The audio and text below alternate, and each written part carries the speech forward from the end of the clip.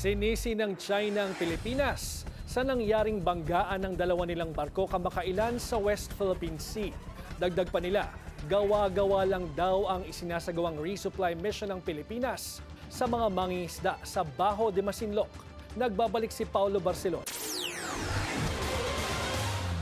Kasalanan daw ng Pilipinas. Yan ang sisi ng Defense Ministry ng China kasunod ng nangyaring banggaan ng kanilang dalawang barko sa West Philippine Sea kamakailan. Sa isang statement, sinabi ni Chinese Defense Ministry spokesperson Zhang Bin na gumawa raw ng dangerous maneuvers tulad ng high-speed changing at mga sharp turn ang mga barko ng Pilipinas. Hindi rin ito tinatawag na banggaan ng China dahil complex at close quarter situation ang nangyaring insidente. Sa isang report naman ng state-run Xinhua News Agency ng China, sinabi rin nilang gawa-gawa lang daw ang pag-resupply ng mga barkong Pilipino sa mga kababayan nating mangingisda. Buwelta rito ni Coast Guard spokesperson for the West Philippine Sea, Commodore J. Tariela.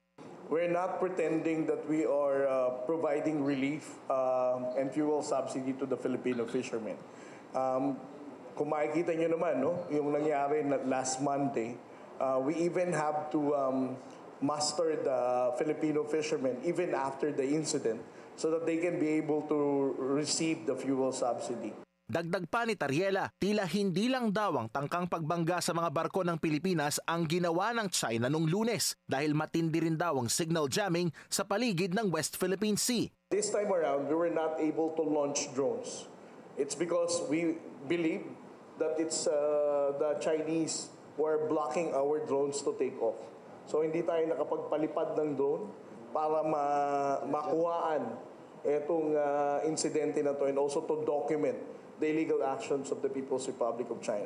Ani Tariela, ito ang unang pagkakataon na hindi nakapagpalipad ng drone ng mga otoridad habang nagbabantay sa laot. Dahilan para hindi makita ng lubos ang extent ng panghaharas ng mga barko ng China sa mga barkong Pilipino. Suportado rin ni Tariela ang nauna ng pahayag ni Foreign Affairs Secretary Teresa Lazaro na hindi pananagutan ng Pilipinas ang nangyaring banggaan. At sa halip, dapat umanong bayaran ng China ang nasira nitong mga barko at equipment ng Pilipinas noong Hunyo ng nakaraang taon. Para sa Agenda Weekend, Paulo Barcelon, Billionario News Channel.